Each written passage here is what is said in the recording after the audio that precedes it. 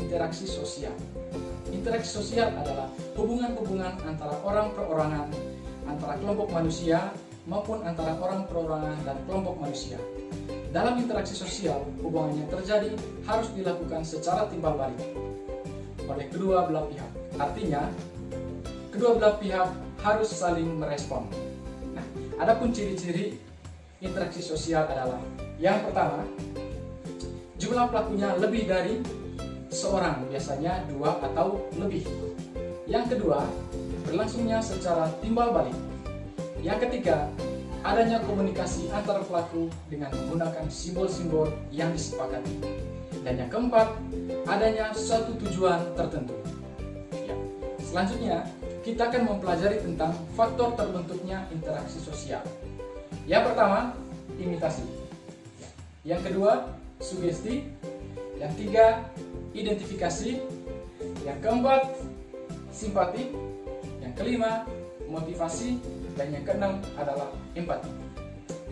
Imitasi merupakan proses seseorang meniru atau mengikuti tindakan orang lain atau kelompok, misalnya anak kecil yang sedang meniru ayahnya sedang membaca koran.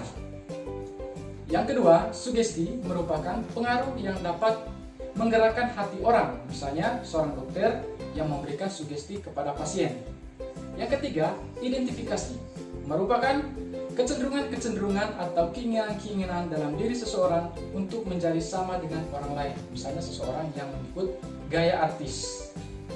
Yang keempat, simpati merupakan kemampuan untuk merasakan diri seolah-olah dalam keadaan orang lain dan ikut merasakan apa yang dilakukan atau dialami oleh orang lain.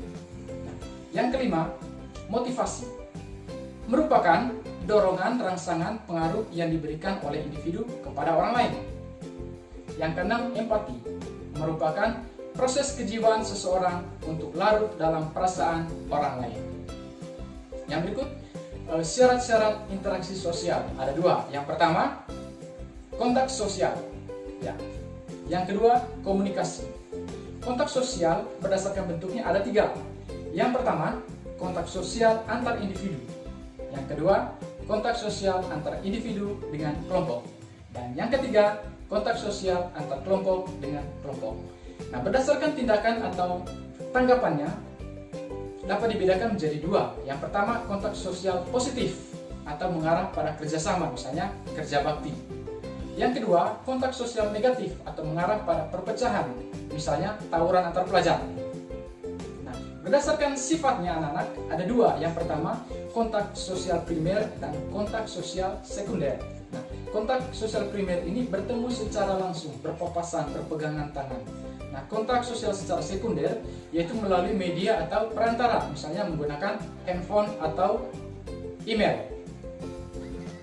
Nah, yang berikut, komunikasi. Komunikasi ada terdiri dari dua. Yang pertama, komunikasi pasif, dan yang kedua, komunikasi negatif. Nah, komunikasi pasif yaitu komunikasi yang terjadi ketika masing-masing pihak saling memahami maksud dan tujuan pihak lain. Dan komunikasi negatif adalah komunikasi yang terjadi jika kedua belah pihak tidak saling memahami maksud dan tujuan satu sama lain. Terima kasih anak-anak. Demikian untuk paparan materi hari ini. Sampai ketemu.